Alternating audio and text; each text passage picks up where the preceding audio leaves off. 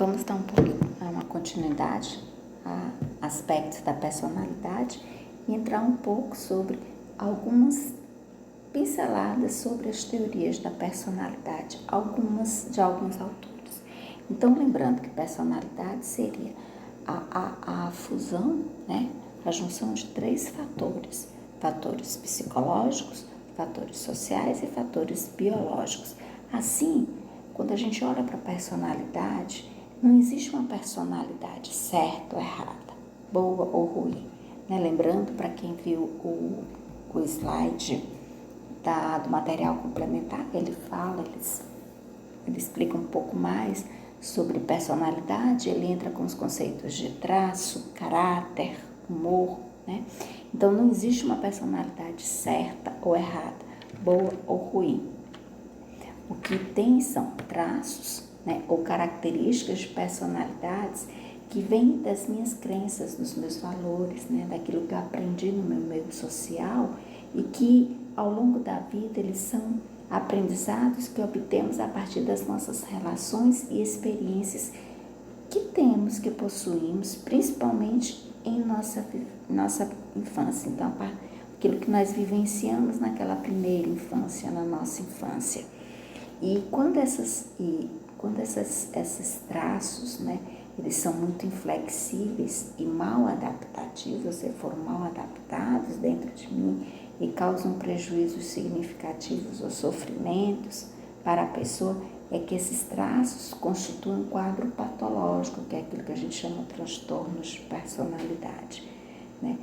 Que aí são muito graves e doem muito na pessoa. Então, diferente do traço de personalidade, né, você tem um traço de personalidade forte ou mais triste, é diferente do transtorno de personalidade, que vai exercer uma enorme pressão sobre a vida de uma pessoa, que muitas vezes a impede de viver plenamente, porque a deixa presa em sensações e sentimentos que a fazem enxergar sempre uma situação da mesma maneira, né? No lugar da realidade, ela não vê a realidade, ela sempre vê a situação de uma mesma forma. E a gente pode também acrescentar que os traços de personalidade são maneira de ser da pessoa, o modo de sentir as emoções ou o jeito de agir. Já um transtorno de personalidade, ele é diferente, ele não é um traço da sua personalidade. Você tem uma personalidade forte, esse é um traço. É diferente de uma pessoa que tem um transtorno de personalidade que aparece quando esses traços eles se tornam muito inflexíveis, são muito rígidos e mal ajustados. E isso prejudica muito a adaptação do indivíduo às situações que ele enfrenta. Então, nós temos alguns tipos de transtornos de personalidade, como paranoide, a esquizoide, a esquizotípica, a borderline, narcisista, antissocial, histriônico, obsessivo compulsivo, esquiva, dependente. Tudo isso são transtornos de personalidade, que é diferente de traços de personalidade, tá? E agora nós vamos entrar no que nós chamamos de teoria da personalidade. Alguns estudiosos ligados a alguma escola ou fundadores, criadores de algumas escolas da psicologia, eles também criaram teorias da personalidade, como essa personalidade ela se desenvolve, ela cresce, ela aparece. Então nós vamos começar com a teoria psicoanalítica, né? Que é de Freud, de Sigmund Freud, um austríaco médico. Ele definiu a personalidade como o quê? Como um conjunto dinâmico onde existem componentes em conflitos e dominados por forças inconscientes.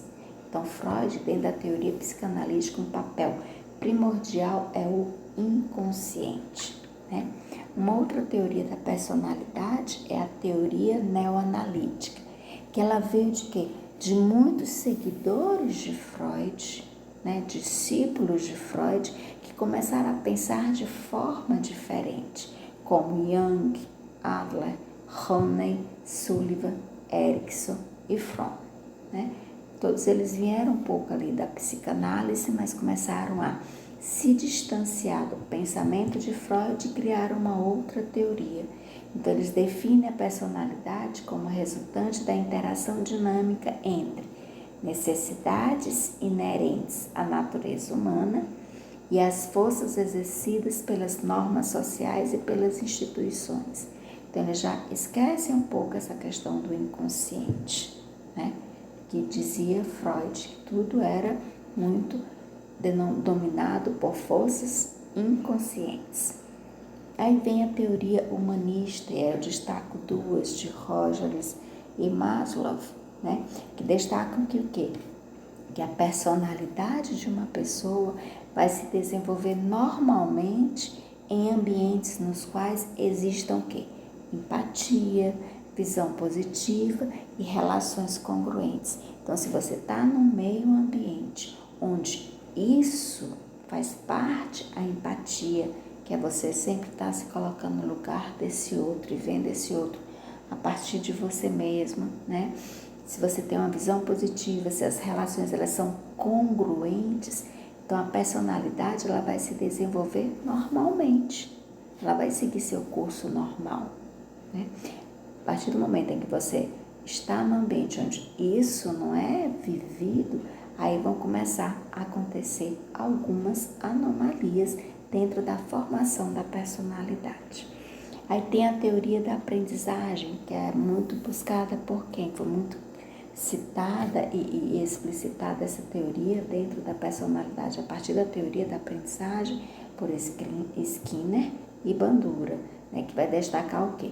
Que o ambiente ele vai determinar a maior parte das respostas do indivíduo. E ainda que por meio de características comportamentais é possível controlar o ambiente.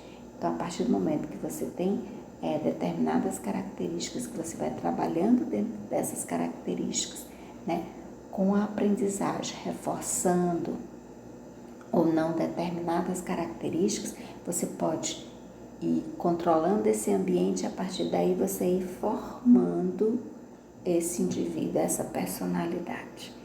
Tem a teoria cognitiva, que é uma outra teoria da personalidade, defendida muito por Aaron Beck e Michel, né, que vão dar ênfase aqui às 5 variáveis cognitivas: competências, estratégias de codificação que a pessoa tem, as expectativas, os valores subjetivos e os sistemas de autorregulação que cada ser humano tem.